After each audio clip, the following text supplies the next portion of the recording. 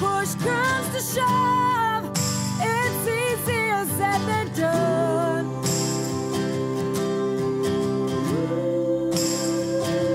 To live young.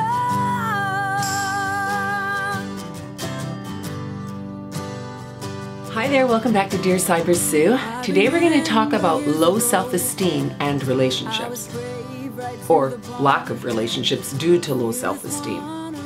Now, before you sit there and think that, how am I going to ever get out of this? I've been like this forever.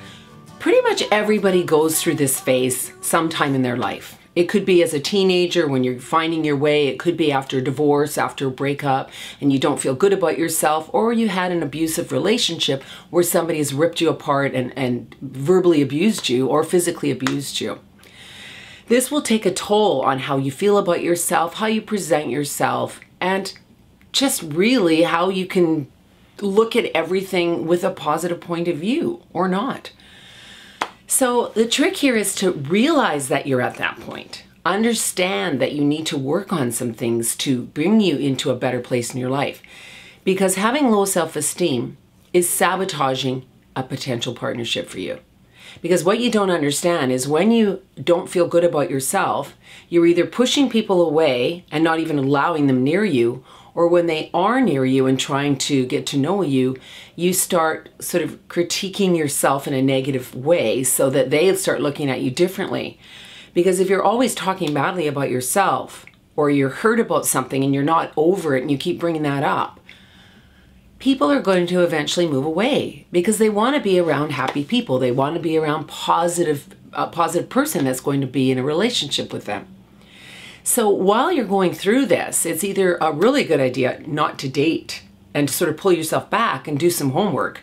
Find out a way that you can start to feel good about yourself. Put yourself out into different realms that are going to change up the mindset of where you are right now.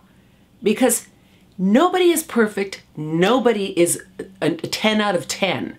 And when we all sit down and criticize ourselves into thinking that we're less of what we are, we make the people around us believe that too if we keep talking about it. So if you want people to look at you and respect you, you've got to say positive things. And if you can't say them about yourself, just say them about things in general. Because eventually when you start talking positively about other things that are around you and in your surroundings, eventually you'll start to take that on within yourself. Because think about it. Put this shoe on the other foot. If you're running into somebody and you're talking to them and they're sitting there cutting themselves down about who they are, what's happened in their life, what's not changing in their life, all these situations, do you really feel like you want to hang around them? Do you not feel kind of deflated by the time you leave talking to them?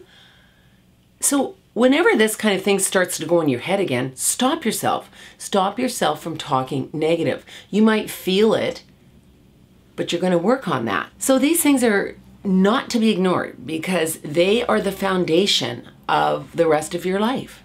If you have low self-esteem and it continues to get lower and lower, you're going to be more and more unhappy. And it's not fair because you deserve happiness just like everybody else does.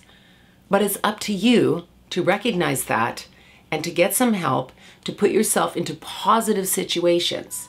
And don't harbor on what isn't working for you, what you don't like about yourself, and discuss it with other people.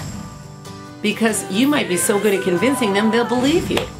So don't talk about anything negative. Get out, have some fun, and start to like who you are. Because you're great. Everybody has something to offer. And there's somebody for everybody out there. So stop sabotaging it and go find it.